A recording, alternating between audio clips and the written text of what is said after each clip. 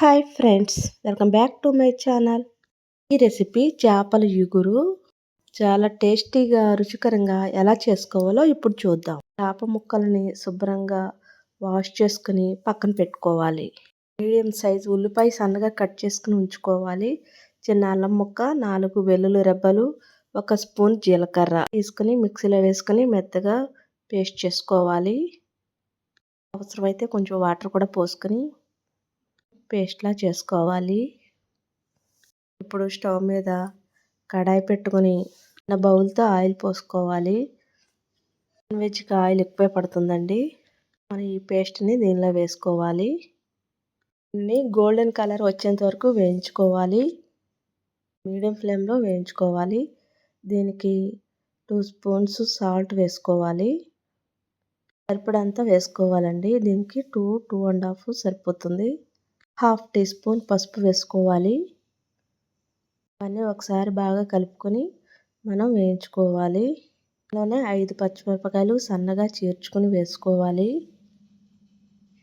Next మన చేప ముక్కల్ని 1 బై 1 వేసుకోవాలి. లో ఫ్లేమ్లో పెట్టుకోవాలండి. ఇలా ఒక్కొక్కటి వేసుకోవాలి. దీనిపైన మూత పెట్టుకొని సిమ్లో ఉడికించుకోవాలి. దీనిలో ఫిష్లో వాటర్ వస్తుంది కదా, అవి ఎగిరేంత వరకు మనం ఉడికించుకోవాలి. మనం ఈ కడాయిని ఒకసారి అటు ఇటు కలుపుకోవాలి.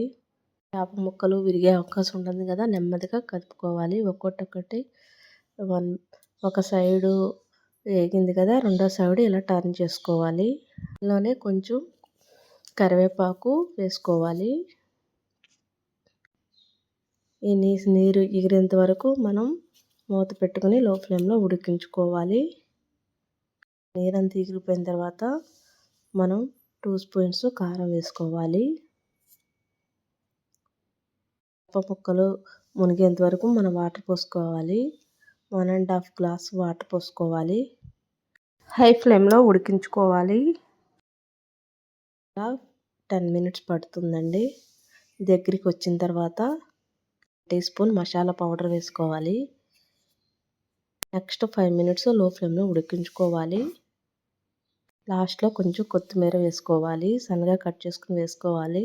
అయిపోయిందండి చేపల ఇగురు. చాలా టేస్టీగా వస్తుంది. ఇలా చేస్తే ఇలా ట్రై చేయండి. చాలా సింపుల్గా అయిపోతుంది, ఫాస్ట్గా అయిపోతుంది. ఈ వీడియో కనుక మీకు నచ్చినట్లయితే లైక్ చేయండి, షేర్ చేయండి, కామెంట్ చేయండి. Please subscribe my channel. Thank you for watching.